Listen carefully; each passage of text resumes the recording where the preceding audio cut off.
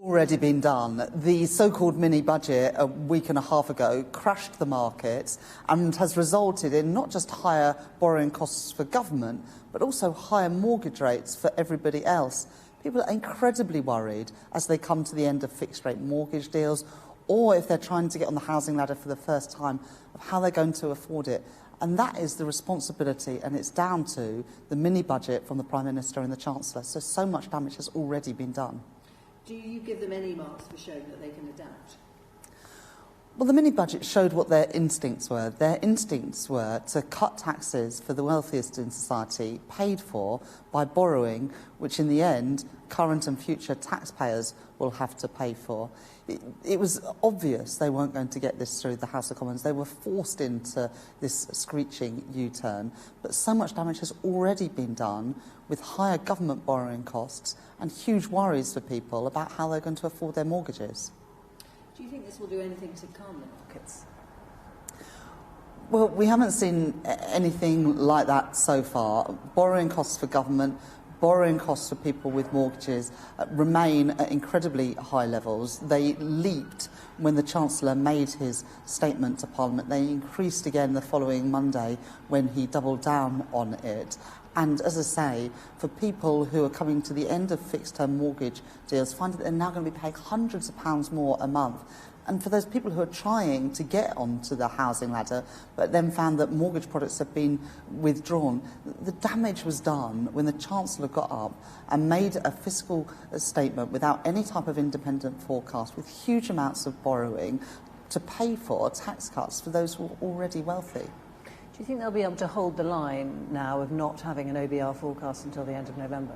I wrote to the Chancellor yesterday and said that when the OBR give the Prime Minister and the Chancellor their forecast this Friday, that should be available to everybody else as well. We should have got the OBR forecast when the Chancellor delivered his fiscal statement. One of the reasons why the markets then became so volatile was because that failure to produce a forecast, along with the sacking of the permanent secretary at the Treasury, along with the undermining of the Bank of England, all of these things undermine confidence that investors who saw Britain as a safe place, a reliable place to invest. The Prime Minister and the Chancellor are doing so much damage to our country's reputation.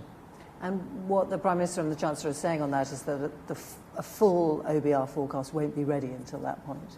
The OBR have said that they had a forecast ready for when the Chancellor did his fiscal statement a week and a half ago. We can't afford to wait until the 23rd of November, which is what the Prime Minister and Chancellor currently say.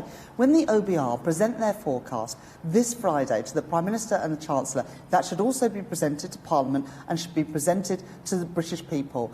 It is wrong that the Chancellor did a fiscal statement without any sort of independent forecast. We need that forecast to understand the scale of the government borrowing, the impact on the government finances, and the impact on inflation and economic growth too. Do you think they'll have to end up also uprating universal credit in line with inflation? Well, the idea that the government can afford to give tax cuts to the wealthiest but not uprate benefits in line with inflation, I think is grotesque. And there are many people who are saying that the government need to rethink this one as well. The Prime Minister yesterday refused to say whether people who with disabilities, people on universal credit, will see their benefits go up in line with inflation next year. That uncertainty for people who are already seeing huge increases in their energy prices, in the weekly food shop, it's a time of huge anxiety, and yet the government seem to think that cutting taxes for people who are already on big salaries or businesses who are already making big profits, that seems to be their priority, this idea of trickle-down economics, which has failed in the past and will fail again. The government don't just need to reverse the budget, they need to rethink their whole idea of trickle-down economics, which is causing huge anxiety and has sent the markets into a panic.